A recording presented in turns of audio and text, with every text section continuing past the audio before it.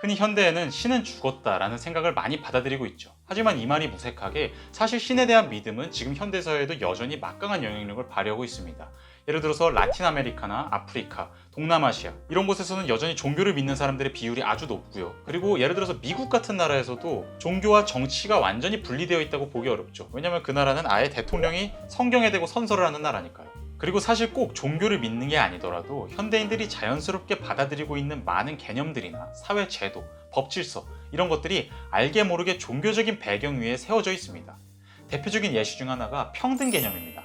많은 현대인들은 모든 개인이 다 기본적으로 평등하다고 생각합니다. 그리고 평등이라는 개념이 국제인권회의라든지 여러 중요한 실질적인 정치적인 행사에서도 많이 등장을 하죠. 물론 문화권마다 개인마다 평등에 대한 생각은 다 다르지만 어쨌든 지금 21세기의 많은 사람들은 인간이 어느 정도 평등하다는 아이디어를 많이들 받아들이고 있습니다.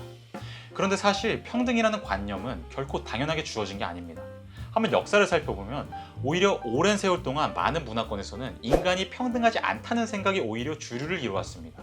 심지어 지금도 그런 경우가 많죠. 예를 들어서 지금도 신분제가 대놓고 유지되고 있는 곳들도 있으니까요.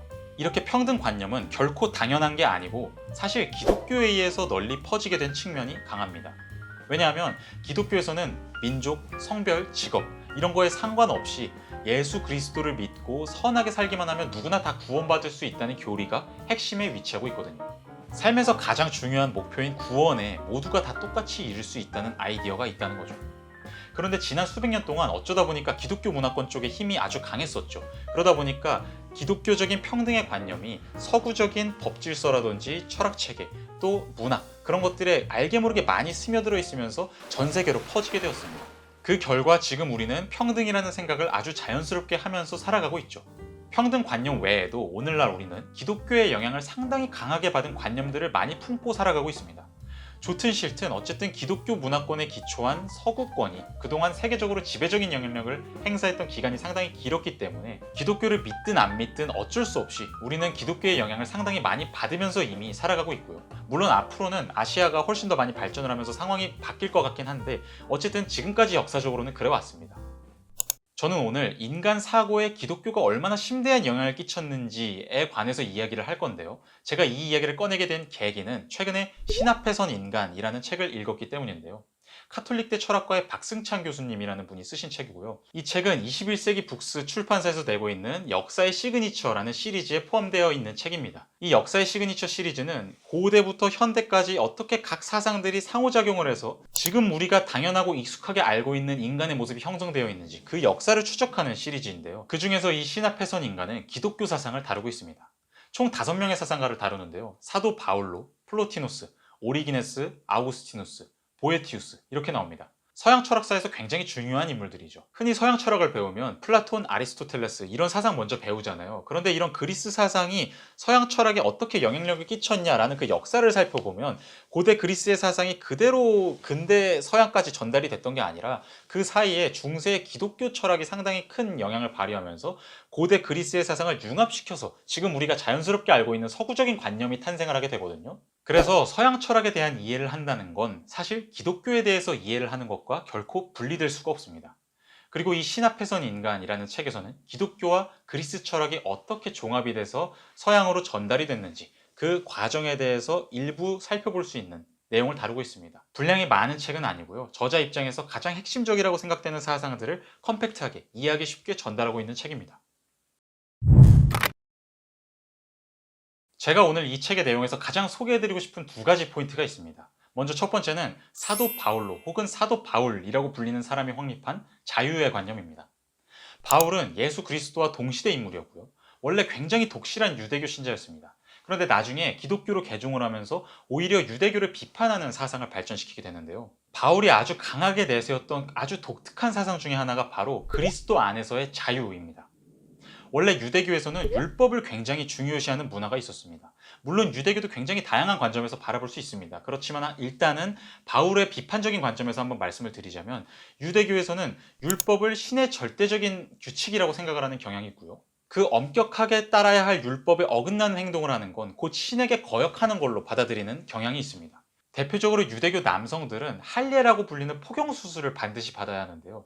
유대교에서 할례는 신과의 계약을 몸에다가 표시하는 일이기 때문에 할례는 반드시 지켜야 하는 율법입니다. 그런데 바울은 이러한 율법의 절대적인 중요성을 부정합니다. 바울은 구원을 위해서는 신앙만이 필요하다, 이렇게 주장했습니다. 꼭 율법이라는 형식에 맞춰서 살지 않더라도 내가 진실한 마음으로 예수 그리스도를 믿고 그 믿음이 인도하는 대로 산다면 구원이라는 가장 완전한 상태에 이르게 된다라는 거죠. 이 주장을 들으면 굉장히 거부감을 느끼시는 분들도 많을 겁니다. 왜냐하면 그냥 맹목적으로 신을 믿으라는 거 아니냐, 그냥 일단 무조건 믿는 게 중요하다, 이렇게 위험하게 주장하는 거 아니냐, 이렇게 들리는데요. 그리고 저는 이런 거부감이 상당 부분 타당하다고 생각합니다. 그런데 한번 이 바울의 주장을 철학적으로 깊이 파고들어서 생각해 보면 상당히 급진적이면서도 획기적인 사상이라고 볼 수 있습니다. 왜냐하면 인간은 아무래도 사회적 동물이다 보니까 인류 사회에서는 예로부터 항상 공동체적인 규율이나 사회적인 역할, 이런 것들이 아주 중요하게 받아들여져 왔습니다. 세상은 아무래도 나 혼자 살아가는 게 아니기 때문에 다른 사람들과 함께 지키기로 합의한 것들, 그리고 다른 사람들과의 관계 속에서 규정되는 나의 역할, 이런 것들이 당연히 전통사회에서는 중요할 수밖에 없었죠. 그런데 지금 사도 바울은 그런 외적인 요소들, 사회 관계적인 요소들이 인간의 삶에서 중요한 게 아니라 나 개인의 내면적인 힘, 내면적인 믿음, 내면적인 마음, 이게 인간 삶에서 가장 중요하다라고 선포를 하고 있는 겁니다. 나의 내면의 힘을 통해서 신과 직접적으로 관계를 맺는 게 인간 삶의 핵심이라는 거죠. 여기에는 개인을 훨씬 더 자유로운 주체로 바라보는 사상적 전환이 들어있습니다. 내가 무슨 환경을 타고났냐, 혈통이 어떠냐, 이 사회에서 어떤 직업으로 일하면서 돈을 얼마나 버냐, 이런 외적인 조건들이 중요한 게 아니라 내 내면의 힘을 통해서 구원에 이를 수가 있다는 거죠. 이런 바울의 주장은 개인의 인격은 근본적으로 사회적, 외적인 규정으로부터 자유롭다라는 주장이기도 합니다. 오늘날에도 우리는 당연히 자유의 관념을 많이 품습니다. 특히 외부의 힘에 의해서 내가 속박되어 있는 게 아니라 나의 내부적인 힘을 통해서 내 상태를 스스로 결정할 수 있는 게 자유다, 이렇게 많이 우리가 느끼고 생각을 하는데요. 그런데 사실 이런 종류의 자유의 관념은 상당히 기독교적인 거라고 볼 수 있습니다.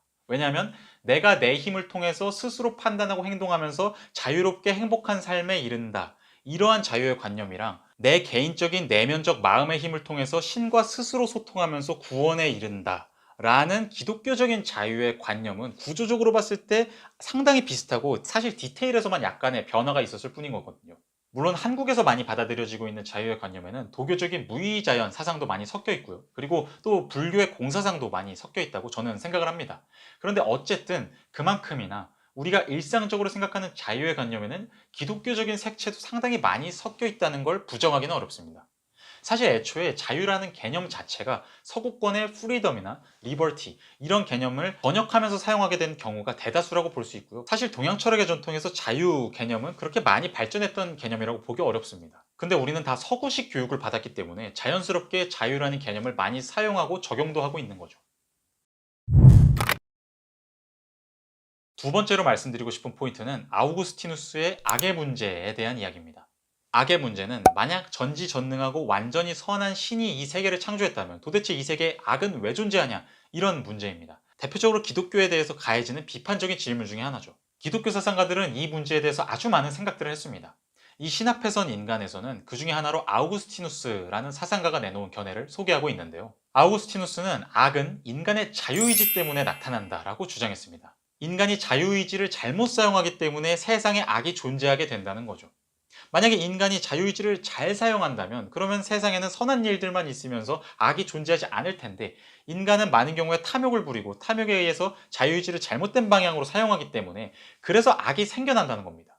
이 주장을 들으면 아마 많은 분들은 의문이 드실 겁니다. 아니 그러면 신은 애초에 왜 인간한테 자유의지를 줬냐, 그냥 기계처럼 착한 일만 하도록 설계를 해놨으면 그럼 세상에 다 고통받는 사람도 없고 악도 존재하지 않는 건데 도대체 왜 이 모양 이 꼴로 인간한테 자유의지라는 독약 같은 거를 풀어놔가지고 이렇게 많은 악이 존재하도록 내비뒀냐, 이런 생각이 드는 게 아주 자연스러운데요. 여기에 대해서 아우구스티누스는 인간은 자유의지를 가졌기 때문에 오히려 더 높은 단계의 선에 이를 수 있다라고 주장합니다. 만약에 자유의지가 없이 그냥 기계처럼 수동적으로 좋은 일만 하면 물론 그게 뭐 나쁜 거라고 보기는 어렵겠으나, 그렇다고 해서 완전히 좋은 거냐? 라고 했을 때 그렇다고 말하기는 좀 어려운 측면도 있는 것 같습니다. 왜냐면 그냥 자연 법칙에 따라서, 중력 법칙에 따라서 흘러가는 물을 봤을 때 그게 뭐 물론 나쁜 건 아니지만 그렇다고 좋은 거라고 말하기도 되게 애매한 것처럼, 인간이 만약에 자유의지가 없이 그저 기계처럼 수동적으로 좋은 일만 반복한다면 그게 과연 완전하게 선한 높은 단계, 진정으로 높은 단계의 선함이라고 볼 수 있겠느냐 했을 때 아니라는 겁니다. 그런데 현실 세계에서 인간은 자유의지를 가졌고 충분히 악을 선택할 수 있는 가능성을 지녔음에도 불구하고 자유의지를 잘 발휘해서 선을 선택할 때가 있죠. 그렇게 인간은 악의 가능성을 지녔음에도 불구하고 선을 선택할 수 있는 존재이기 때문에 가장 높은 단계의 선의 일을 자격이 있는 존재라는 겁니다. 이 아우구스티누스의 주장은 얼핏 보면 되게 별거 아닌 것처럼 보이기도 하고요. 또 어떻게 보면 말도 안 되는 것처럼 보이기도 하죠. 하지만 또 철학적으로 한번 생각을 해보자면 이 주장은 상당히 깊은 의미를 담고 있습니다.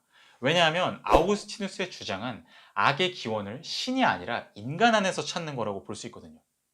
이러한 생각은 결코 당연한 게 아닙니다. 예를 들어서 아우구스티누스는 기독교에 빠지기 전에 원래 마니교라는 종교를 믿었었는데요. 마니교에서는 선을 관장하는 신이 있고 악을 관장하는 신이 따로 있습니다. 그리고 이 둘이 대립하는 것으로 이 세상을 설명하는데요. 그렇다면 이러한 사상 안에서는 악이라는 건 인간에 의해서 생겨난 게 아니라 신에 의해서 생겨난 게 됩니다. 이런 구도에서는 악에 대한 최종적인 책임은 인간 안에 놓여 있지 않게 됩니다. 인간이 아무리 노력해봤자 어차피 신에 의해서 악은 끊임없이 생겨나게 될 테니까요. 그런데 아우구스티누스는 신이 악을 만들어내는 게 아니라 인간이 악을 만든다라고 이야기를 하고 있는 겁니다. 이 전환이 굉장히 중요합니다. 왜냐하면 악이 신으로부터 나오는 게 아니라 인간으로부터 나온다고 생각을 하게 되면 그때부터는 인간의 역할이 되게 중요해집니다. 왜냐하면 악의 근원이 인간 안에 있기 때문에 인간이 어떻게 노력하고 어떻게 행동해 나가느냐에 따라서 악을 없애는 방향, 더 완전한 방향, 더 신에 가까운 방향으로 나아갈 수가 있게 되는 거거든요. 그리고 그 신은 완전히 선하고 완전히 강한 신이고요. 따라서 아우구스티누스의 철학 안에서는 인간의 윤리적 역할이 굉장히 중요해집니다. 인간이 어떻게 행동하고 어떻게 사회를 잘 만들어 나가냐에 따라서 점점 더 완전한 상태에 가까이 다가갈 수 있다라는 희망적이고 진보적인 관념이 생기게 된 거죠. 이런 사상은 후대에까지 계속 전달이 됩니다. 그래서 서양 철학에서는 인간이 자유의지를 잘 발휘해서 열심히 노력하면 사회의 진보를 이뤄낼 수 있다라는 생각이 보편적으로 자리 잡게 됩니다.